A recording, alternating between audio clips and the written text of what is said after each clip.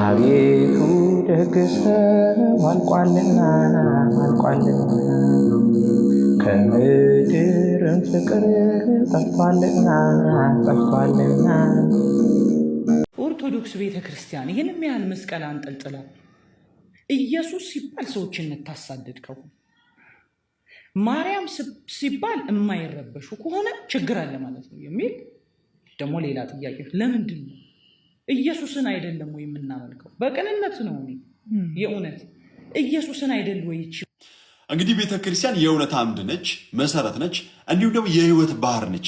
ጌታዋ ደግሞ የህይወት ምንጭ ነው እና በባህር ውስጥ ያለ ድንጋይ ከባህሩ ውሃ ስላልጠጣ ውሃ የለም ያስብላሉ ወይ? ልክ በዚህ በሮሜ ምዕራፍ 3 ቁጥር 3 ላይ የማያምኑ ቢኖሩ አለማመናቸው የእግዚአብሔርን ታማኝነት ያስቀራልን ይለናል ቅዱስ ጳውሎስ ማለት ነው። አንዳንድ ድንጋዮች ደግሞ ጌታ እንደነገረን በቢታንያ ያሉ ድንጋዮች እንደሚጮሁ እንደሚያመሰግኑ ሲነግረን ምን ይለናል? ማለት ከእንደነዚህ አይነት ሰዎች ይሻላሉ አንዳንድ ድንጋዮች። በዚህ በሉቃስ ወንጌል ምዕራፍ 19 ቁጥር 40 ላይ እላችኋለሁ እነዚህም ዝም ቢሉ ድንጋዮች ይጮሃሉ። ተመልከቱ፣ የቢታንያ ድንጋዮች እንኳን ስለ ክርስቶስ ይጮሃሉ። ደግሞ ኢየሱስ ስላልኩ ተገፋው ትላለች።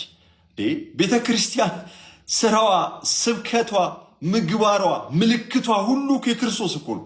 ለ365 ቀን ዓመቱን ሙሉ ሳታቋረጥ ሰዓታት፣ ማህሌት፣ ቅዳሴ እያለች ክቡር ስጋውን ክቡር ደሙን የምታቀርበው የማ ቤተ ክርስቲያን ነች? እስኪ እንደው በጠራራ ፀሐይ አይንሽን ጨፍነሽ ፀሐይ አልታየሽምና ፀሐይ አልወጣችም እኮ አይባልም። እናቱ አይንሽን ስላልገለጥሽ ነው መልሱ። ክርስቶስ ስለዘመርኩኝ ጴንጤ ልትሆኝ ነው እንዴ? አንቺ ሰው ጴንጤ ሆንሽ እንዴ ተባልኩኝ ምናምን ኧረ አይመጣውም በጌታ ስም።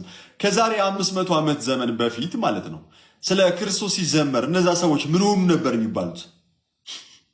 ያላዋቂ ሳሚ ንፍጥ ይለቀልቃል ምናምን የሚባል አባባል አለና በእውነቱ ከሆነ እኛ እኮ አንቺን አናቅሽም ነበር። ያወቅንሽ በዝማሬሽ ነው። የኔ ናርዶስ የኔ ቤዛ ብለሽ ዘመርሽ። እኛ ደግሞ የእኛን ቤዛ የተዘመረለትን መዝሙር ካሴቱን ገዛን፣ ፈመስሽ፣ በየአውደ ምሕረቱ መዘመር ጀመርሽ። ከዚህ የተለየ ነገር አለ እህታችን? አናቅሽም ነበር እኮ። ስለዚህ ያወቅንሽ ራሱ ስለሱ ስለዘመርሽ ነው። የሚያስገፋና የማይፈለግ ነገር ቢሆን ለምንድን ነው ዝማሬዎችሽ በዛ ያክል የተሸጡት? ለምንስ ነው ሰው ላይ ሰማሽ? ለምንስ ነው የታወቅሽው እንልሻለን ማለት ነው። ስለዚህ ዝማሬው የተወደደ ስለሆነ ነው። አንቺም የተወደድሽው የታወቅሽው ነው።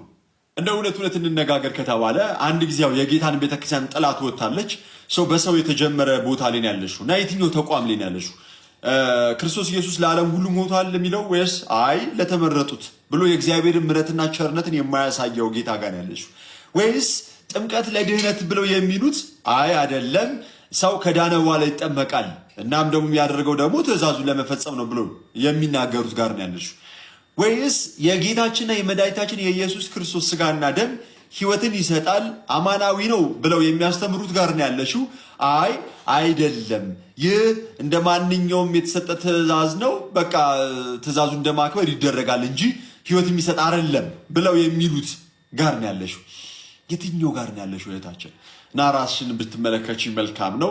ቤተክርስቲያን ስሟን ካላነሳሽ እንጀራ ልቤ እንደማቺ እናውቀዋለን።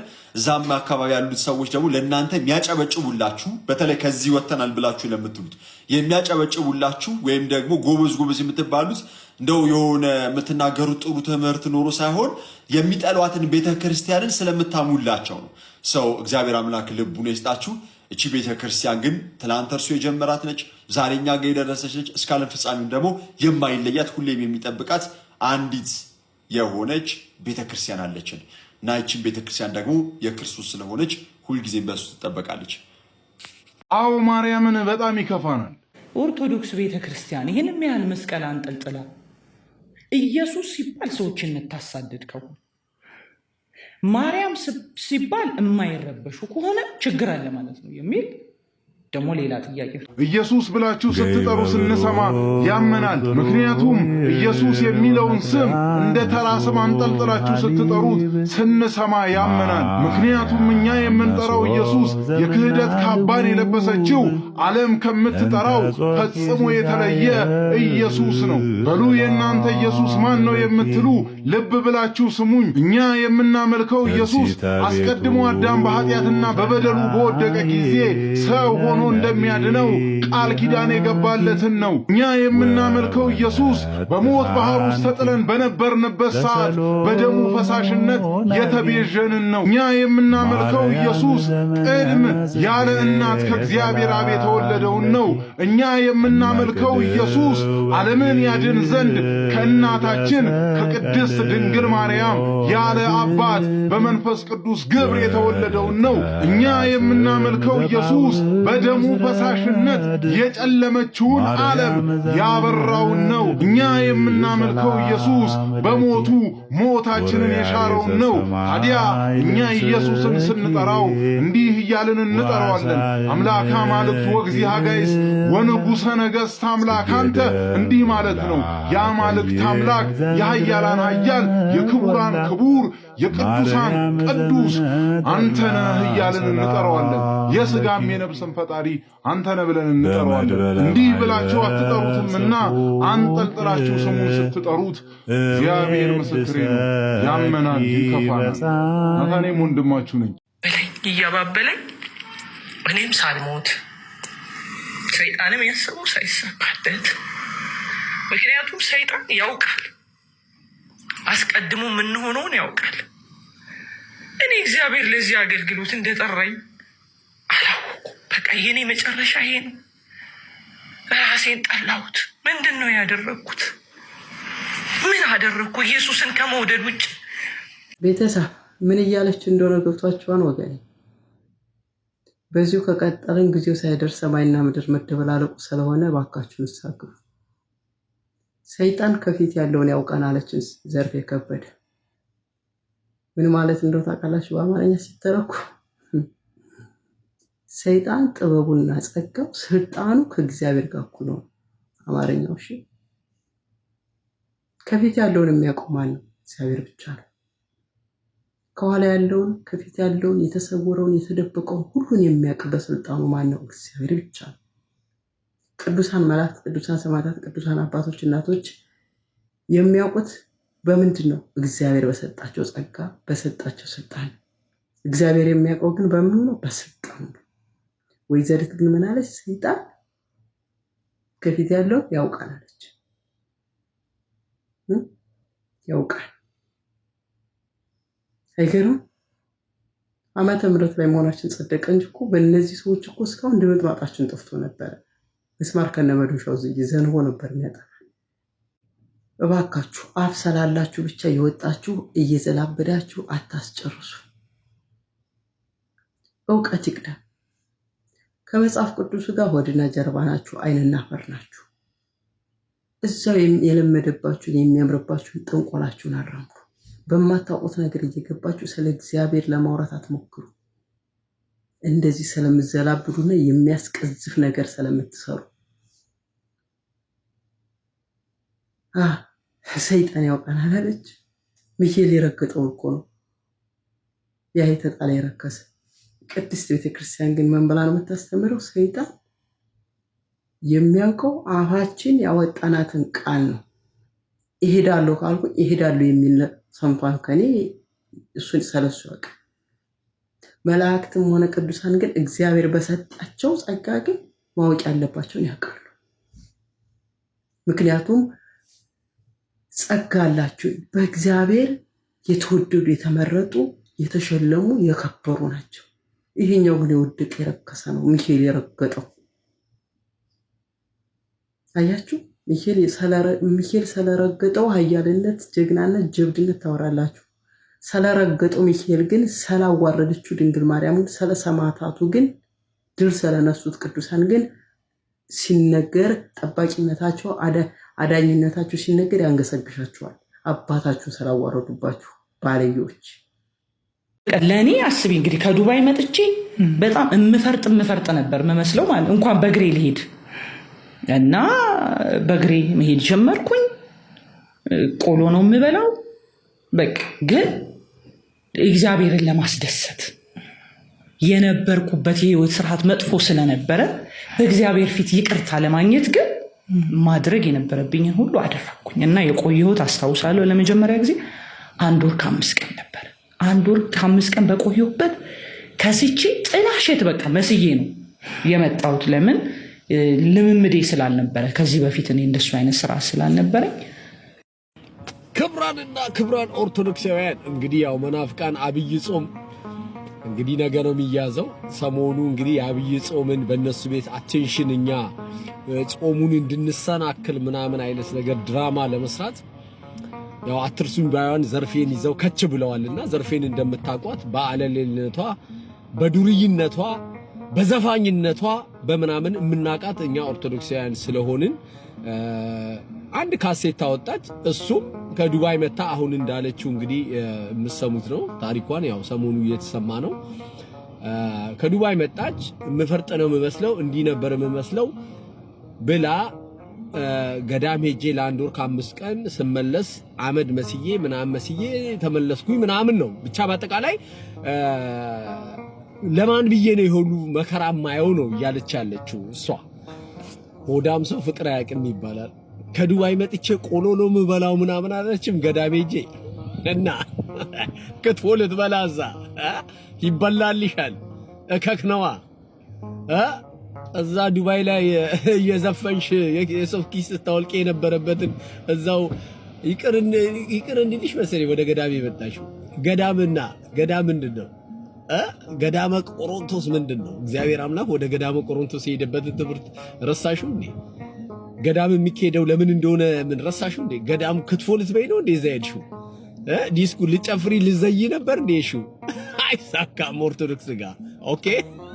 ግን እውነት እንነጋገር ከተባለ ክርስቲያናዊ ህይወት የመከራ ህይወት እንደሆነ ነው ኢየሱስ ክርስቶስ ያስተማረን። እና የክርስቲያናዊ ህይወት ድሎት አይደለም፣ ምቾት አይደለም፣ ተድላ አይደለም፣ እንደፈለጉ መዝለል እንደፈለጉ መጨፈር አይደለም፣ እንደፈለጉ መቸለስ አይደለም። ክርስቲያናዊ ህይወት ከባድ ነው። ክርስቶስን መምሰል በጣም ክርስቶስን ለመምሰል መሞከር በጣም ከባድ ነው። ይሄንን ቻሌንጅ ነው ማለፍ ያልቻልሽው። ስለዚህ ነው ኦርቶዶክስን ዛሬ ለመተቸት አፍሽም ሞልተሽ የመጣሽው። ስለዚህ በነገራችን ላይ ኦርቶዶክሳውያን መናፍቃንን ከማስተማር ዶክተርን ማደደብ ይቀላል። ከምሬ ነው። ዶክተርን ማደደብ ወይንም ሳይንቲስትን ማደደብ በጣም ቀላል ነው፣ እንደው ፕሮቴስታንታውያንን ለማስተማር ከመሞከር ይልቅ። እና ስለዚህ ኦርቶዶክሳውያን ያው እንግዲህ አጀንዳ ነው። እኛ አቴንሽን አንሰጥም። እኛ ኦርቶዶክሳውያን ለእንዲት ለአንድ ዘማዊ ለአለሌ አቴንሽን አንሰጥም። ይህን የሚያክል መስቀል ይዛ ማርያም ሲባል ኦርቶዶክሳውያን ይደሰታሉ፣ ኢየሱስ ሲባል ይናደዳሉ ምናምን እያለች ዲስኩሯን እየረፋች ነው። ማርያም ሲባል የሚናደድ ጴንጤ ወይ ፕሮቴስታንቲዝም ይባላል። ኢየሱስ ሲባል ደግሞ እኛ ኦርቶዶክሳውያን አንናደድም። ምክንያቱም ኢየሱስም እኛ ጋር አለ፣ ማርያምም እኛ ጋር አለ፣ ሁለቱም እኛ ጋር አሉ። እናንተ ጋር ያለው ሐሳቢው፣ አሳሳቹ፣ አጭበርባሪው፣ ወንበዴው በእውነተኛው በክርስቶስ ስም የሚሸቅለው ሌባው፣ አጭበርባሪው ኢየሱስ ክርስቶስ ነው እናንተ ጋር ያለው። አስረግጬ ነግርሻለሁ። ኦኬ ኦርቶዶክሳውያን ብቻ ካልሆኑ መዳን በቃ ያለ አይመስልኝ እስከማይመስለኝ ድረስ አዎ አስረግጬ ነግርሻለሁ። ኦርቶዶክስ ቀጥተኛ ንጽሕት፣ ምንም እንከን ምንም ጉድፍ የሌለባት ሃይማኖት ናት። ቀጥተኛ እውነተኛ የሆነችው እሷ ናት። እንደናንተ ይሄ የውስጥ አንደርዌርሽ እስኪታይና ምናምንሽ እስኪታይ የውስጥ ቃሽ እስኪታይ እየዘለልሽ ኢየሱስ ክርስቶስን እያመለክሽ ነው የምትዩ አምላክ የለንም። እኛ እንደዚህ የረብሻ የሁከት አምላክ የለንም። እኛ ያለን አምላክ ራሱ በትህትና ያስተማረን አምላክ ነው ያለን። እኛ ኦርቶዶክሳውያን እንደናንተ እኛ አለሌ አምላክ የለንም። እንደናንተ ዱርዬ አምላክ የለንም። እንደናንተ ዘማዊና እንደፈለገ ከሴት ጋር እያደረ እንደፈለገ ከሴት ጋር ሲዳራ አድሮ መጥቶ ቸርች ውስጥ የሚሰብክ የሚጨፍር አምላክ የለንም። የሚያስጨፍር አምላክ የለንም። እኛ እግዚአብሔርን ትእዛዙና ሕጉን ጠብቀን የምንኖር እኛ ኦርቶዶክሳውያን እንባላለን። ኦኬ አስረግጬ ነው የምነግርሽ። አሁን አንቺ ጾም ስለመጣ አንቺ ልከው አሁን በእናንተ ቤት ኦፕሬሽን ምናምን እንያርገን እንበጥብጣቸው ነው ደግነቱ። እኛ በደንብ ስለምናቃችሁ ይሄንን ትምህርት ሄደሽ እዛው ቤትሽ ያስተምሪያቸው። ለኛ ለኦርቶዶክሳውያን ማንም ፕሮቴስታንት ማንም ጴንጤ ሊሰብከን አይችልም። እኛ በኢየሱስ ክርስቶስ የተሰበክን ሰዎች ነን። ኦኬ እንደናንተ በፓስተር እንትና በነብይ እንትና በጠንቋይ እንትና በእንትና ተብለን ተሰብከን የመጣን አይደለም።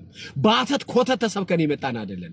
በአማናዊ በኢየሱስ ክርስቶስ ተሰብከን ቀጥተኛዋን መንገድ ይዘን የምንጓዝ እሱ የሰጠንን መንገድ ይዘን ነው የምንከተለው። እንደናንተ ስትፈልጉ እዚህ ጋር ቁርባን እንደዚህ ያደርጋል፣ እዚህ ጋር ያድናል፣ እዚህ ጋር ያድንም፣ እዚህ ጋር ጥምቀት ለድነት ነው፣ እዚህ ጋር አይደለም፣ እዚህ ጋር ሕፃናት ጥምቀት እንዲህ ነው እንደዛ ነው። ይሄ 80,000 ቦታ የተበጣጠሰ እምነት የለንም። አንድና አንድ ቀጥተኛ እሷም ኦርቶዶክስ ትባላለች። ኦኬ እና ኦርቶዶክሳውያን ከማንም ከመናፍቃን የሚመጣውን ነገር ላለመስማት በዚህ ጾም አብይ ጾምን የበረከት የሁሉ ነገር የሰላም እንዲሆንላችሁ የፍቅር እንዲሆንላችሁ እግዚአብሔር አምላክ ጋር የምትገናኙበት ጾም ብቻ እንዲሆንላችሁ ላሳሰባችሁ እወዳለሁና ኦርቶዶክሳውያን መልካም የፋሲካ እንግዲህ ያው የኩዳዴ ጾም ብያለው። እነዚህ ሰዎች ያው ስራቸው ማሳሳት ነው። በተለይ በዚህ ጾም በጣም ይበተናሉ፣ በጣም ይረጫሉ በየመንገዱ በየሚዲያው ላይ ምንም አይነት ነገር ባለማየት ክፉ ነገር ከናንተ ባለመውጣት ያው ኦርቶዶክሳውያን ክፉ ነገር እንደማይወጣን እንኳን እኛ የሰማዩ አምላካችን ያውቃልና ጾማችሁ የበረከት እንዲሆን እመኛለሁ። ሰላም ዋሉኝ። ከነዚህ ከሐሳቢያ ተጠንቀቁ። ጾማችሁን ከኦርቶዶክስ ከሃይማኖቷ ጋር አንብቡ፣ ወንጌል አንብቡ፣ የተለያዩ ድርሳናትን አንብቡ። እውነቴን ነው። በዚህ ጾም ይሄ ጾም ትልቅ የበረከት ጾም ነውና እንዳትሸወዱ። የነሱን የሐሰት ትምህርትና ዲስኩር እየሰማችሁ እንዳትሸወዱ ጥንቃቄ አድርጉ። መዝሙራችሁን እየሰማችሁ እውነቴን ነው ያታቃላችሁ ኦርቶዶክሳውያን ለእናንተ እንግዲህ ይሄ ጾም እንትን አይደለም። እግዚአብሔር አምላክን ያው እንግዲህ እኛ ላጠፋነው ኃጢአት ለሰራነው በደል ይቅር የምንልበት እግዚአብሔር አምላክ ጋር የምንገናኝበት ጾም ስለሆነ ጥንቃቄ አድርጉ እንዳትሸወዱ ለማለት ነው። ይመቻችሁ።